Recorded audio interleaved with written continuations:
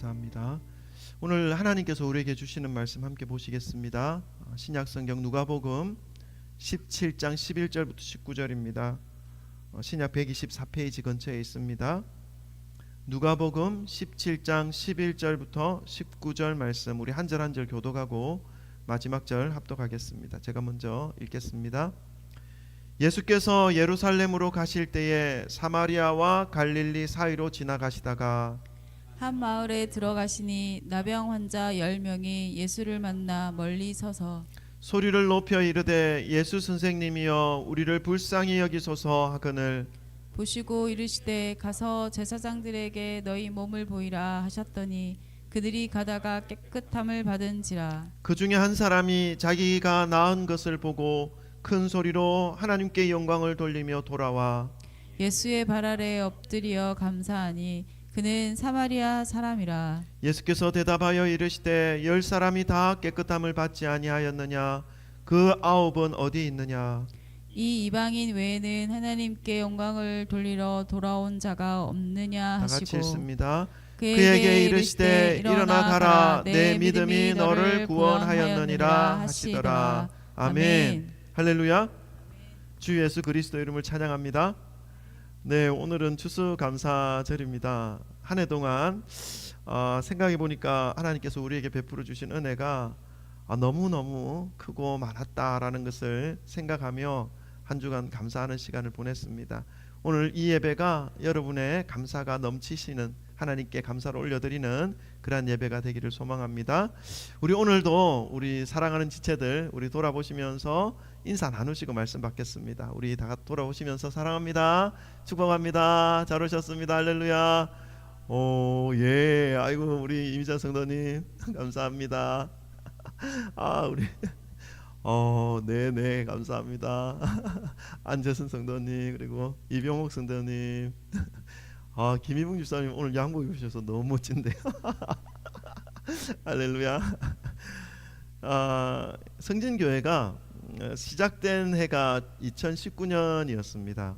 그 2019년 7월 7일부터 이제 예배를 드렸는데 7월 7일 날은 이제 하늘도시 그 목욕탕 건물 4층에서 맨 처음에 시작됐거든요. 지금은 하늘빛 교회로 지금 바뀌었는데 그 공간에서 인테리어를 저희들이 시작했고 7월 7일 인테리어가 막 진행되는 그 먼지 쌓여 있는 그곳에서 첫 예배를 드렸습니다. 그리고 나서 이제 10월 25일 날은 설립 예배를 드렸고요. 그 모든 기록들을 보면서 참 감사하는 마음이 들더라고요. 무엇보다도 정말 무와도 같았던, 아무것도 없었던 저희들에게 유를 만들어 주신 하나님의 은혜를 경험할 수 있는 과정이었기 때문에 더 큰 감사였던 것 같습니다. 그리고 또 2019년 하면 여러분 떠오르는 게 있지 않습니까? 없습니까? 네, 코로나19 개척을 시작하자마자 코로나19가 발생해서 예배 드리는 것조차 감시 속에서 또 지체 간 가까이 있지도 못하고 또 교제하지도 못하고 인사도 악수도 제대로 못하는 그런 상황 속에서 개척이 시작되었습니다. 물론 이 시기가 힘겨웠던 시간들이었지만 한 가지 정말 귀한 것을 온몸으로 깨달을 수 있었던 귀한 시간이었다라고 말씀을 드릴 수가 있습니다. 그것은 정말 사소한 것 하나하나가 우리에게 감사의 거리였구나 하는 것을 진심으로 깨닫는 기회였다라는 것을 생각할 수가 있습니다. 감시와 제재 없이 이렇게 자유롭게 예배 드릴 수 있는 이 시간이 감사한 줄 몰랐는데 그 시간들을 겪고 나니까 너무너무 감사한 거예요. 얼마나 감사한 일인지. 또 뭡니까? 가족들과 친구들과 한 공간에 커피를 마시면서 얘기를 나눌 수 있는 것이 얼마나 감사한 일인지 너무너무 느끼겠더라고요. 그리고 또 버스를 탈 수 있는 것도, 지하철을 탈 수 있는 것도, 약속 장소로 가서 친구와 함께 시간을 보낼 수 있는 것들도, 그 모든 것들이 정말로 사소한 것 하나하나 아니겠습니까? 그런데 그것이 다 감사의 제목이었다는 것을 그 기간을 통해서 깨달았던 귀한 깨달음을 우리에게 주신 그런 시간이었다라는 생각이 들었습니다. 평소에는 너무 익숙해서 당연한 것처럼 여겨졌던 그러한 일들이 사소한 것 하나하나조차도 막상 할 수 없게 되고 눈치를 보면서 어렵게 조심스럽게 해야만 하는 그런 상황이 되니까 살아온 그 모든 순간순간도 얼마나 큰 은혜가 함께한 삶이었는지를 알 수가 있더라고요. 그래서 코로나19가 참 우리에게 고통스러운 그런 시기였지만 우리에게 준 귀한 교훈이 한 가지 있었다. 사소한 것 하나하나도 정말 감사한 것이었다라는 것을 가르쳐준 그런 시간이었다는 것을 생각할 수 있었습니다. 오늘 본문 말씀에 등장하는 사람들 역시 우리가 생각하기에는 너무나 당연한 것들인데 그런 것들조차도 이들에게는 너무나 소중하고 너무나 간절하고 너무나 그리워하는 그런 사람들이 본문에 등장합니다.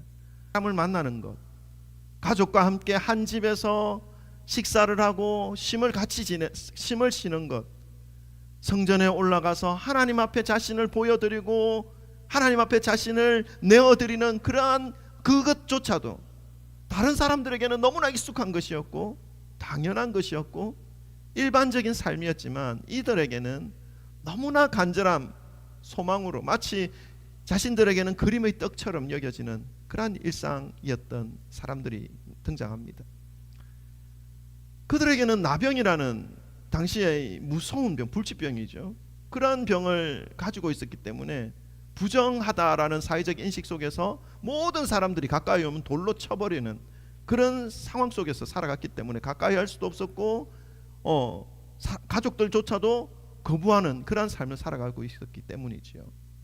11절 말씀을 오늘 본문 말씀을 보니까 예수님이 예루살렘으로 가시는 도중에 말씀을 잘 곱씹어 보면 묵상해 보면 예루살렘은 이 가나안 땅 안에 그 남쪽 지역에 있거든요. 그다음에 갈릴리는 북쪽에 있습니다. 그 사이에 사마리아가 있습니다. 그래서 예수님께서 활동하시던 그 갈릴리에서 예루살렘으로 오신다면 갈릴리에서 사마리아를 거쳐 예루살렘으로 가시는 도중에 이렇게 말씀을 해야 할 것이 맞습니다. 순리적으로, 문법적으로. 그런데 예수님께서 예루살렘으로 가실 때 사마리아와 갈릴리 사이를, 그러니까 사마리아가 먼저 등장한 거죠. 그러니까 예수님이 갈릴리에서 예루살렘으로 올 때 발걸음을 돌이켜서 사마리아로 다시 올라가서 갈릴리 사이로 가셨다. 그런 의미로 기록하고 있습니다. 우리 11절과 12절 한번 읽어볼까요? 다 같이 한번 읽어보십시다. 시작. 예수께서 예루살렘으로 가실 때에 사마리아와 갈릴리 사이로 지나가시다가 한 마을에 들어가시니 나병 환자 10명이 예수를 만나 멀리 서서, 그러니까 예루살렘으로 오시는 도중에 발걸음을 돌려서 사마리아로 거쳐서 갈릴리 사이, 사마리아와 갈릴리 사이에 어느 한 곳으로 향하셨다. 이것은 예수님의 발걸음을 옮기신 목적과 이유가 있었다는 것이죠. 예수님이 어떤 목적을 가지시고 어떤 방향을 턴하셔서 거기 들르시고 다시 예루살렘으로 향하시는 그런 굳이 그렇게 하셨던 그 모습을 묵상한다면 예수님은 어떤 마을에 가신 이유가 분명히 있었다라는 것을 알 수가 있습니다. 그렇게 들어간 한 마을이 있었는데 그 마을에 나병 환자 10명을 그 마을에서 만나십니다. 그 나병 환자들은 또 예수님을 멀리 서서 바라봅니다. 가까이 갈 수가 없죠. 마을 안에 들어가는 순간 돌에 맞아 죽을 수도 있는 그런 존재가 바로 자신들이라는 것을 알고 있기 때문에 그렇습니다. 그런데 예수님은 이들을 만날 목적으로 예루살렘으로 향하던 발걸음을 돌리셔서 이 마을로 들어가셨다는 것입니다. 여러분, 우리에게도 오늘 예수님은 찾아오십니다. 예수님의 그 발걸음 바쁘시지만 가던 길을 돌리셔서 여러분 한 사람 한 사람을 향해 찾아오십니다. 그 찾아와 주신 그 결과가 어떻습니까? 지금 이 자리에 앉아 있는 것이죠. 내가 결단해서 내가 찾아서 내 발로 걸어왔다라고 생각하시는 분이 계시다면 다시 한번 생각해 보시기 바랍니다. 내가 교회에 와서 예수님의 은혜를 받을 마음을 허락해 주신 그 마음을 허락해 주지 않으면요 평생 가도 교회를 찾지 않습니다. 내가 예수님에 대한 궁금하고 나의 죄에 대해서 어떻게 해결할까 하는 그런 생각이 들지 않으면요 교회는 안 찾습니다. 그런 생각을 주시고 그런 은혜를 주셨다는 것 자체도 하나님이 주셨고 예수 그리스도께서 주셨다는, 만나 주셨다는 것입니다. 오늘 예수님께서 10명의 나병 환자를 만나 주셨던 것처럼 우리도 만나 주셨기에 지금 이 자리에서 예수님을 예배하고 하나님 앞에 감사하고 있는 우리의 모습인 것을 기억하시기를 바랍니다. 생명이 우리에게 찾아와 주셔서 가던 죄악의 길을 멈추게 하시고 영원한 생명의 길로 인도하여 주신 그 예수 그리스도께서 우리에게 이곳에서 자유롭게 예배할 수 있게 해주셨다는 것을 여러분 잊지 마시기를 소망합니다. 자, 예수님을 만난 이 10명의 나병 환자들이 예수님께 마음을 전하죠. 다른 사람에게는 일상적인 것인데 자신들에게는 그림의 떡처럼 여겨지는 도저히 불가능할 것만 같은 그러한 마음과 간절함과 소망을 가지고 온 힘과 온 마음을 다해서 예수님께 외칩니다. 뭐라고 외칩니까? 13절에 보니까 소리를 높여 예수 선생님이여 우리를 불쌍히 여기소서. 얼마나 간절했겠습니까? 사랑하는 자녀들과 사랑하는 아내와 함께 밥을 먹고 싶은데 어디에 홀로 떨어져서 동굴 같은 데 들어가서 나오지 못하는 그런 자신의 현실을 바라보며 나도 다른 사람들처럼 같이 가족들과 생활하고 싶다. 친구들과 같이 한자리에서 얘기를 나누며 음식을 먹으며 교제하고 싶다. 그 모든 것들을 하고 싶은 그러한 마음으로 하나님 앞에 모든 남자들은 1년에 3번 하나님 앞에 나와야 할지니 그런 율법도 있는데 본인들은 못 나가는 거예요. 하나님 앞에 부정함을 입었다라고 생각하는 모든 사회적인 그 상황 속에 있기 때문이죠. 자, 그 간절함을 예수님은 들으십니다. 14절에 보니까 그들의 소리를 들으시고 보시고 이르시되 예수님께서 가서 제사장에게 너희 몸을 보이라. 여러분, 이 말씀의 의미가 뭔지 아십니까? 왜 갑자기 우리를 불쌍히 여겨 주십시오 예수 선생님 이랬는데 가서 너희 몸을 제사장에게 보여라. 여러분, 나병 환자 이전에 이 구약 시대 때, 이 구약과 신약 예수님 시대 때는 나병 환자가 그러니까 불치병, 하나님의 저주를 받아서 일어난 병이라고 인식되어졌습니다. 그래서 고칠 수 있는 의료적인 기술도 없었기 때문에 그저 한다는 것은 기름을 바르는 것, 그것밖에 없습니다. 그런데 특별한 은혜를 받아서 또 낫는 그러한 경우도 있습니다. 그럴 때에 자기의 몸이 이제 나병에서 벗어났다, 나병의 그 저주에서 벗어났다, 나병의 질병에서 이겨냈다, 이제 나병은 나의 몸에서 떠났다라는 것을 완치 판정을 해주는 사람이 누구냐면 제사장입니다. 그래서 제사장한테 보이면 너 나병 이제 끝났어, 이렇게 하나님 앞에 축복하고 이제 치유가 됐다라고. 그러니까 제사장에게 보여주라 하는 이유는 뭡니까? 너희 몸들이 이제 나을 것이다 라고 하는 예수님의 뭐라고 하면 좋죠? 축복인 것이죠. 근데 몸은 여전히 나병이 있어요. 근데 제사장에게 그 나병 몸을 보여주라 하는 예수님의 명령이에요. 이게 참 아이러니하죠. 여러분 같으면 예수님 나병이 그대로 있는데 제사장에게 너희 몸을 보여주라 그러면 보여주러 가겠습니까? 가야 될 줄 믿습니다. 아멘. 예수님의 말씀 믿어야 돼요. 자, 근데 어떻게 됐습니까? 예수님은 이 사람들의 아픔을 아셨죠. 이들이 가진 목마름이 얼마나 애타는 것인지, 이들의 마음에 있는 그 간절함이 얼마나 큰 것인지를 아셨습니다. 이들도 사랑하는 가족과 함께 먹고 싶고 함께 살고 싶고 소외당하지 않고 싶고 자신이 살아가는 사회 속에서 한 구성원으로 존중받으며 그들과 함께 살아가고 싶다는 그 간절함을 알고 있었던 것이죠. 그래서 하나님 앞에 절기마다 예배를 드리고 싶고 제사를 드리고 싶고 하는 그런 영적인 갈망을 채우고 싶은 그런 간절함이 있다는 것을 예수님은 알고 있었습니다. 그래서 제사장에게 너희 몸을 보이라 말씀하고 있는 것 아니겠습니까? 이것은 예수님께서 이들의 소원을 이루어 주시겠다는 그런 말씀을 의미합니다. 예수님의 말씀을 듣고 이 10명의 나병 환자들은 자신의 병든 몸, 아직 낫지도 않은 나병의 몸을 가지고 제사장에게로 향합니다. 여러분, 마을 안으로 들어가야 됩니다. 사람들이 살아가는 그곳에 통과해야 되는 겁니다.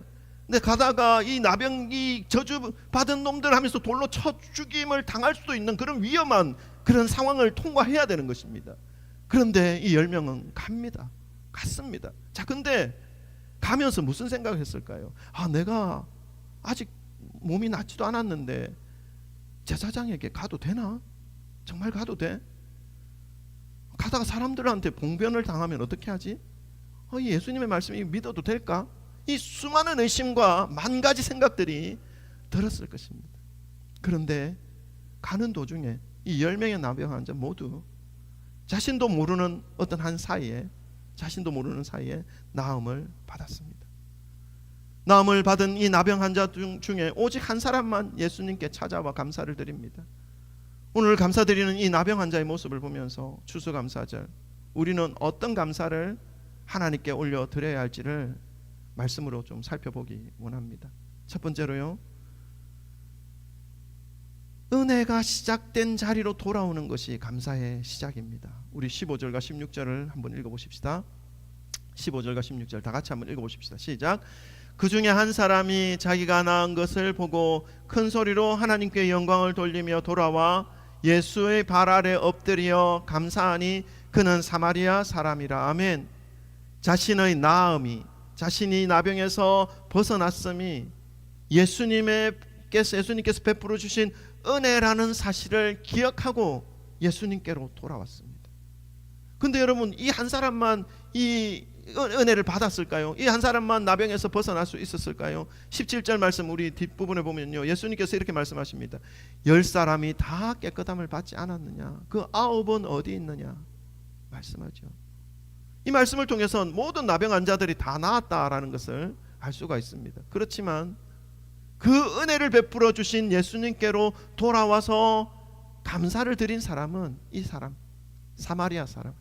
여러분, 당시에 사마리아 사람들은 아시죠? 개처럼 취급받았습니다.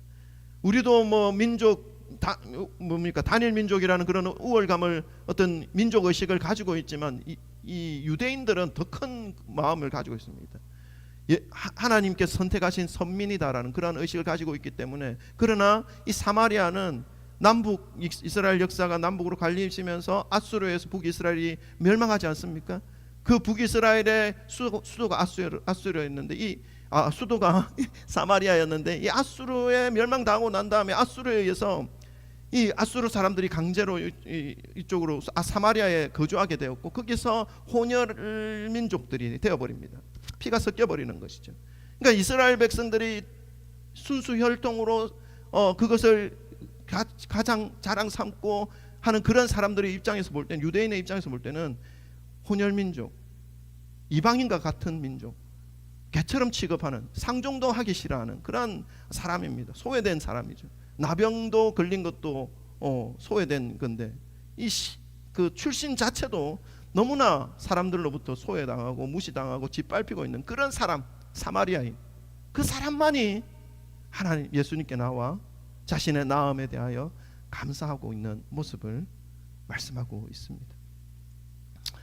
사랑하는 성도 여러분, 감사는요, 말로만 고맙다, 감사하다 하는 것으로 끝나서는 안 됩니다.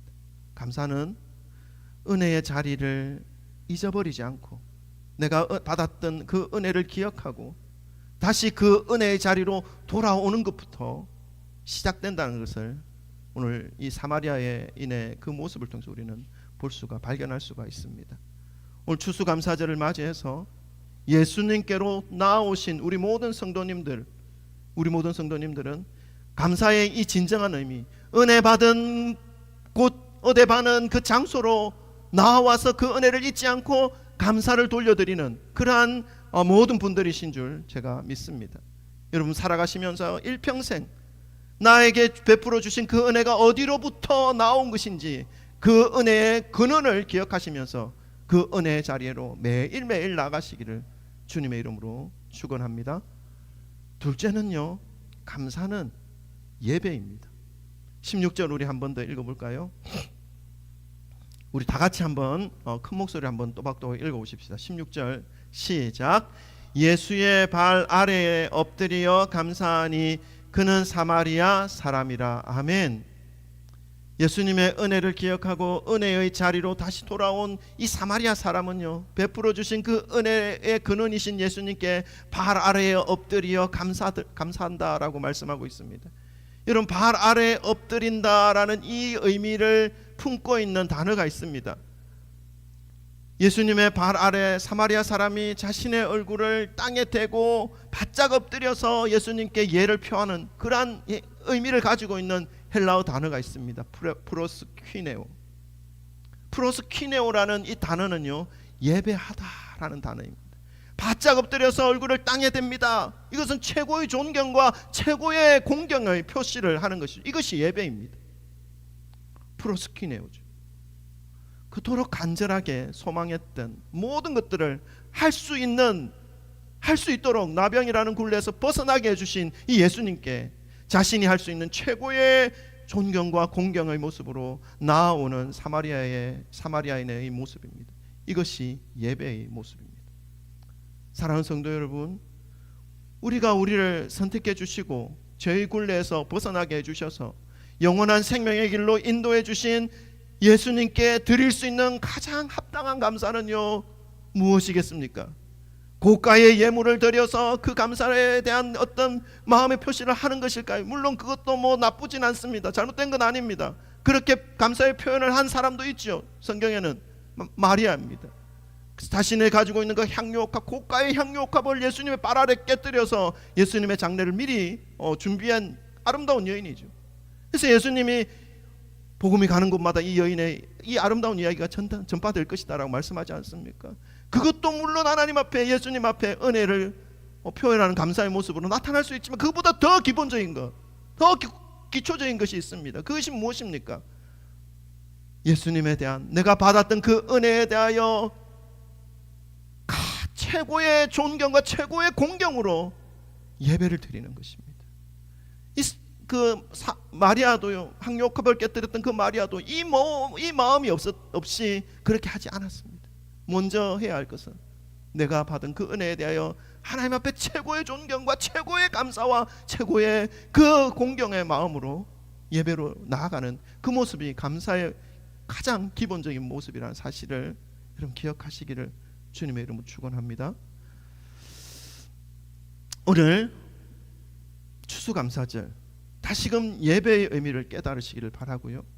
주님 앞에 나와 얼굴을 땅에 대고 진정한 감사의 마음으로 최고의 존경과 최고의 공경을 표현한 이 사마리아 사람의 그 감사를 우리 모든 성도님들이 회복하시기를 정말로 소망합니다.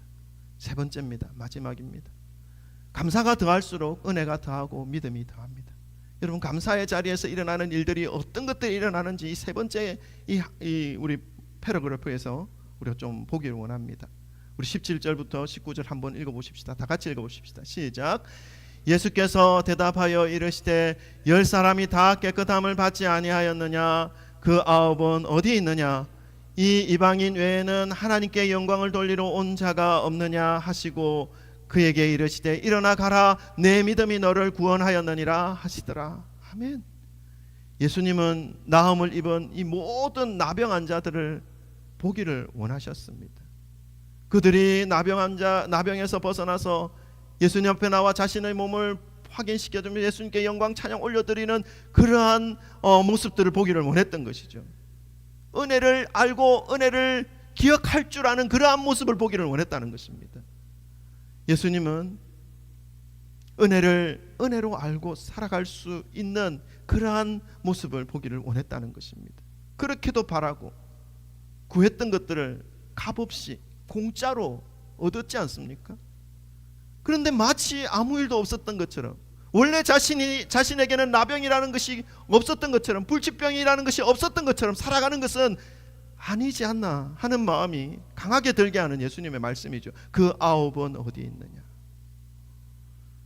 홀로 예수님께 찾아온 이 사마리아인은요, 나병이라는 육신적 고통과 질병으로부터 해방, 구원을 받았습니다. 그뿐만 아니라 은혜의 자리로 돌아와서 받은 그 은혜에 대하여 감사를 드리는 그런 시간을 통해서 어떻게 합니까? 예수님께 더 큰 은혜와 더 큰 감사와 감사의 제목을 얻게 됩니다.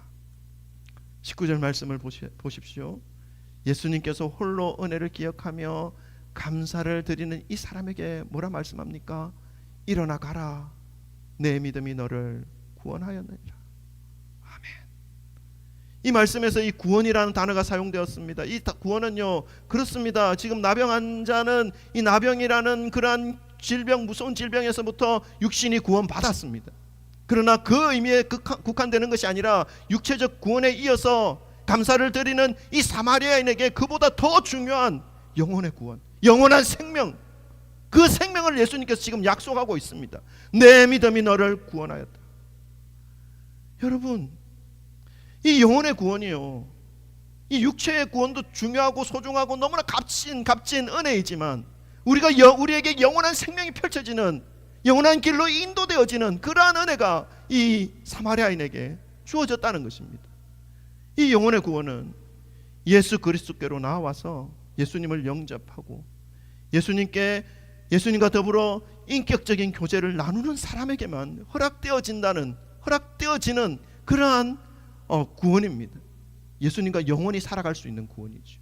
영원한 생명의 구원입니다. 사랑하는 성도 여러분, 교회는 먼저 이런저런 정의가 있지만 교회라고 하는 것은 은혜의 자리입니다. 예수님께서 베풀어 주신 은혜가 항상 흘러오는 곳입니다. 십자가 위에서 우리의 모든 죄를 다 짊어지시고 죽어주심으로 예수님의 그 피가, 그 보혈이 흘러오고 그 피와 보혈로 세워진 것이 바로 이 교회이기 때문입니다.